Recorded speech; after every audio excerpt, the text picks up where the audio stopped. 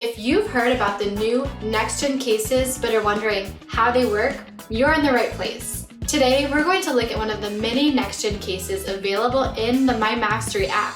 So what exactly is a Next Gen case? A Next Gen case is an unfolding clinical case study. Each case study includes a clinical scenario, supporting information or client data, and 6 questions that require you to make multiple decisions.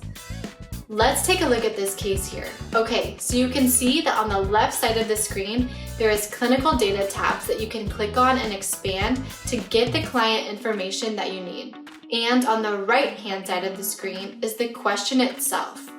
In order to answer the question here on the right side, we'll need to review and analyze the client data on the left side of the screen.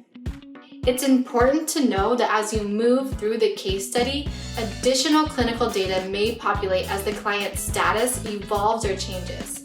So with each new question, you need to review the clinical data tabs and note any new client information that appears. Okay, that was a really brief overview of Next Generation NCLEX cases. If this video was helpful, be sure to click the thumbs up and subscribe to our channel. I passed my NCLEX on the first try with My Mastery, and I know you can too. Download the app using the link in the video description.